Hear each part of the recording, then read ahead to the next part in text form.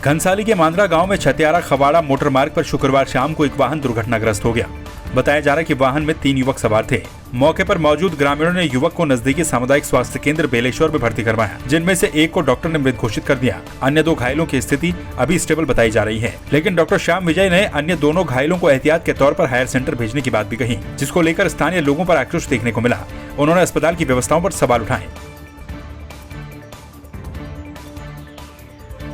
चारधाम यात्रा के मद्देनजर उप जिलाधिकारी घनसाली के निर्देश पर तहसीलदार और पूर्ति निरीक्षक ने चाम्याला बाजार का निरीक्षण किया। आपको बता दें कि प्रशासन को लगातार खाद्य सामग्री रेट से अधिक मूल्य पर बेचे जाने की शिकायतें मिल रही थी। निरीक्षण के दौरान अधिकारियों ने व्यापारियों और होटल व्यवसायियों को अपने प्रतिष्ठानों पर सामानों की उचित रेट सूची चिपकाने के निर्देश भी दिए।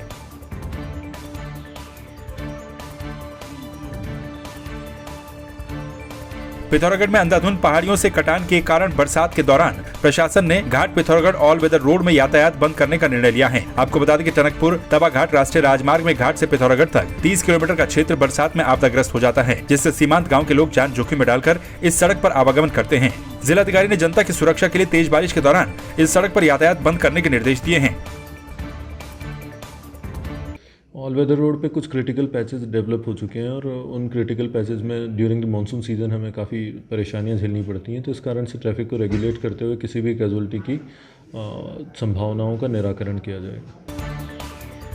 रामनगर विकासखंड के अंतर्गत ग्राम किशनपुर निवासी 31 वर्षीय भरत तिवारी 31 मई को भीमताल से रामनगर जाने के लिए टैक्सी में सवार हुए, लेकिन हल्द्वानी पहुंचने के बाद से वो लापता हैं, जिसके बाद परिजनों ने गुमशुदगी की रिपोर्ट लिखवाई। लेकिन लापता युवक के भाई दिग्विजय तिवारी ने पुलिस पर लापरवाही का आरोप लगाया है, जिस पर परिजनों और ग्रामीणों ने कोतवाली के बाहर पुलिस के खिलाफ जमकर नारेबाजी करते हुए लापता युवक की शीघ्र सकुशल बरामदगी की मांग की है। वहीं कोतवाल अरुण कुमार सैनी ने बताया कि ये मामला रामनगर क्षेत्र का नहीं है, लेकिन फिर भी रामनगर पुलिस ने लापता युवक की गुमशुदगी दर्ज कर जाँच शुरू कर दी है।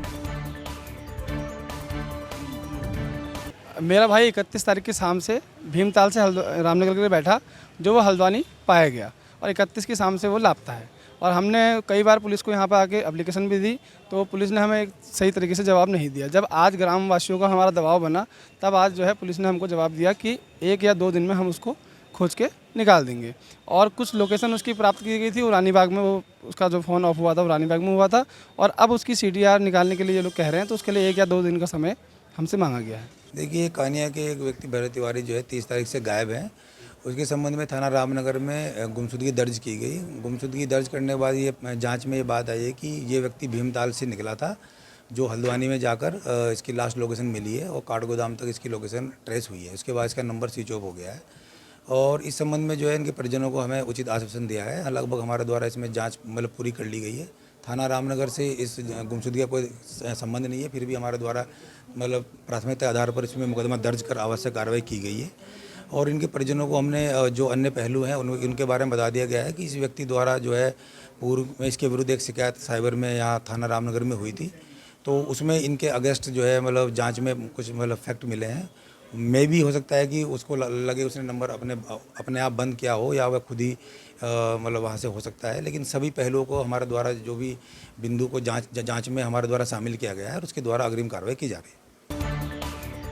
शुक्रवार को कैबिनेट मंत्री सुबोध उनियाल ने टिहरी वन प्रभाग के ठांगधार से कौड़िया तक साइकिल ट्रैकिंग का शुभारंभ किया। उन्होंने कहा कि वन क्षेत्रों में पर्यटन गतिविधियां बढ़ाने के लिए इको टूरिज्म के रूप में विकसित किया जा रहा है। अब पर्यटक देवदार बांज बुराज के बीच घने जंगल में साइकिल से ट्रैकिंग कर प्राकृतिक नजारों का आनंद ले सकेंगे और वन विभाग 5.5 किलोमीटर के ट्रैक पर साइकिल की सवारी करने के लिए पर्यटकों से 500 रुपए मिलेगा। इस राज्य में जो एडवेंचर टूरिज्म, इस राज्य में yoga to medical tourism, wellness tourism, yoga tourism, education tourism, health tourism और सबसे बड़ी संभावना जो है इस राज्य, क्योंकि इस राज्य का 72% क्षेत्र 72% से ज़्यादा क्षेत्र जो है वो वन से अच्छा है, तो इको टूरिज्म की बहुत बड़ी संभावना है। तो इन इको टूरिज्म की संभावनाओं को तमाम तरह के झरने हमारे राज्य में हैं, तमाम तरह के जो आप देखेंगे कि नेचुरल पार्क्स हमारे राज्य में हैं, तमाम तरह की लेक हमारे राज्य में हैं, तो तमाम तरह के बुग्याल हमारे राज्य में हैं। इन सभी के माध्यम से किस तरह हम इको टूरिज्म के माध्यम से यहाँ पर रोजगार की संभावनाओं को बलवती बना सकें और जनता की सहभागिता के साथ। रामनगर के शिवनाथपुर क्षेत्र में तैनात वन रक्षकों को DFO बलवंत सिंह ने निलंबित कर दिया है।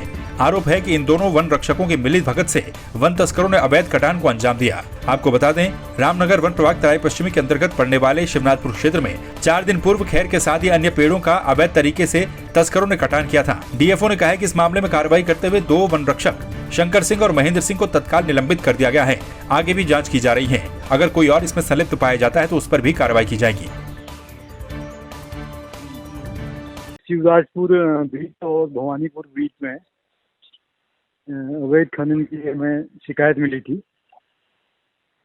शिकायत के आधार पर हमने तुरंत टीम का गठन किया और पूरे क्षेत्र की जो है गहनता से जांच की।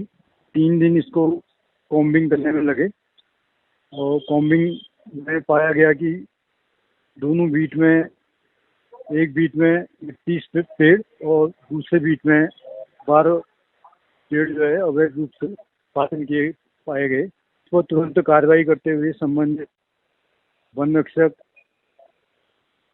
शंकर सिंह और महेंद्र सिंह को तत्काल प्रभाव से निलंबित कर दिया। एक्शन ऑफिसर के विरुद्ध, वन रेंजर के विरुद्ध कार्रवाई के लिए उच्च अधिकारियों को लिखा गया।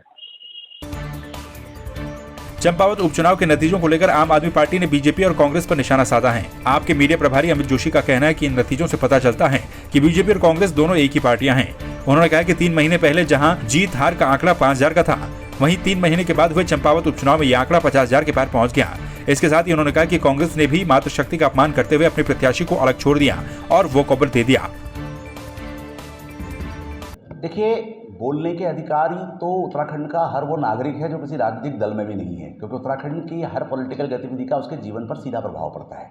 और जहाँ तक इस उपचुनाव के आप परिणामों को देखेंगे, इस उपचुनाव में एक बड़ी गंभीर चीज़ दिखती है। जिस 3 महीने पहले जो हार और जीत का आंकड़ा मात्र 5,000 का था, वो आज 50,000 से पार पहुँच गया है। और उसके साथ साथ कांग्रेस ने जिस तरीके से वॉकओवर दिया है, एक महिला को मातृशक्ति का अपमान करते हुए उसको अकेले असहाय छोड़ करके सारे नेता वहाँ से चुनाव से गायब हो गए, यह आरोप उन्होंने खुद लगाया। ये अपने आप में एक बात को दिखाती है कि उत्तराखंड के अंदर भारतीय जनता पार्टी और कांग्रेस दोनों एक ही पार्टी है।